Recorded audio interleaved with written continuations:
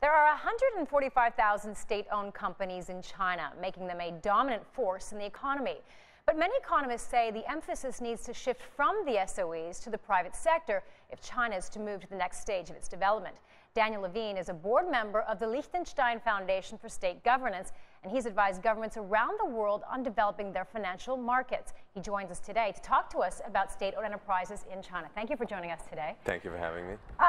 We're seeing that there's a growing chorus of people among academics and economists that are saying that if China wants to get to the next phase of its development, i.e. focus on an economy that is driven by domestic consumption, it really has to develop many of its sectors for the private sector, open it to the private sector away from state-owned enterprises. Do you agree with that assessment that it is necessary for China to move forward?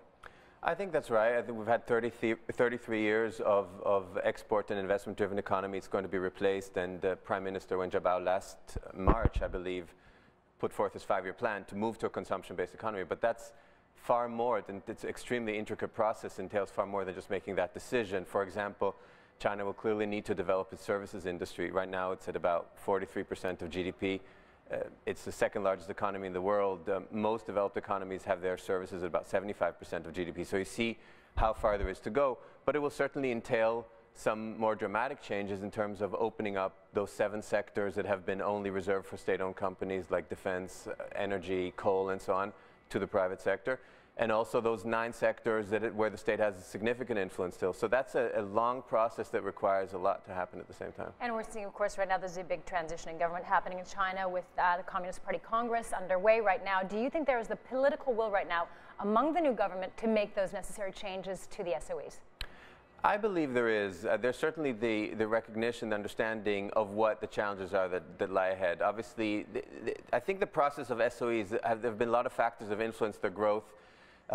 You had in the 90s a very strong commitment actually to make state-owned enterprises more efficient, downsize them to some extent, and with quite some success. And then you had the global financial meltdown in 2008, 2009, and China had this gigantic $588 billion equivalent stimulus that got funneled through the state-owned enterprise, mainly because those were the largest pipelines to funnel the funds. And it stopped that process of making state-owned enterprises leaner, perhaps more efficient. So I think these are extrinsic factors that are now being absorbed, and I think we can move ahead to something else. I do believe there's political will. People are looking at President Hu's statements. He may say he needs to enhance state-owned companies. He'll also say that there is the need to support private sector growth. I think you can read however you want. If you look really, if I may, at the next standing committee, obviously we're waiting for the outcome. We do know that Xi Jinping and Li Keqiang will be in it. Li Keqiang was very closely associated with the World Bank report that came out end of this February that was commissioned, World Bank together with the Development Research Center of the State Council, which he's very close to. And they went after state-owned enterprises and said there's a need to reform that, separate management ownership. And Li Keqiang is slated to be the next prime minister. So I do believe there is political will. There is the will there. And obviously it would help a lot of help China right now, because it seems that a lot of these state-owned enterprises are viewed with suspicion among the international community. Yeah. And so if there is resistance to them making acquisitions and deals abroad, do you think that perhaps China will allow more of the private sector to grow because of that resistance internationally? Yeah, I think that's a mistake most people make, is looking at developments in China thinking that they're driven by external factors. I think, first of all, China will make the changes China needs to make and take those measures it needs for its domestic growth and its domestic stability.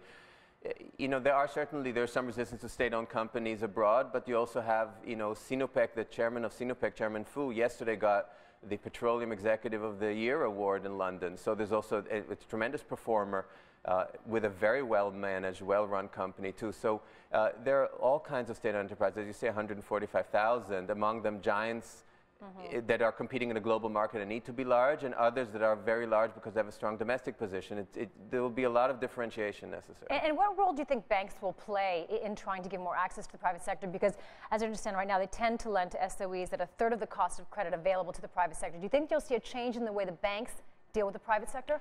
I think the biggest change we will see and need to see for a meaningful change with state-owned enterprises will be in the financial markets and the financial sectors. The way banks behave, it's not just a third of the cost, it's also, there's a Chinese think tank that measured, for example, the benefits of giving land for free to state-owned enterprises in the years 2001 to 2009 as $640 billion. I think it's a staggering amount when you think about that. So there are other factors beyond just reduced funding and lending rates, of course. But overall, this is, of course, what's stifling, to some extent, entrepreneurship, which has led the growth over those 33 years, and we have to come back to that in China, too. So I believe the banks will play a different role. And you see the signs now, signals that there will be an ease of funding, of also external funding going back into China, too. And quickly, lastly, just which sector do you think is the most ripe for reform right now? I think that's hard to pinpoint that way. Certainly the financial sector as such. But I believe the reform is going to have to be integrated vertically, horizontally, and probably the best entity to do that is SASAC, the current holding entity of the state, close to the State Council, that is holding and managing the state assets, probably best positioned to manage that and phase it in. I don't think it will be just a sector identified. The financial sector will have to be in the center of this. Absolutely. Okay, Daniel, thank you so much for joining us today. My pleasure. Thank you.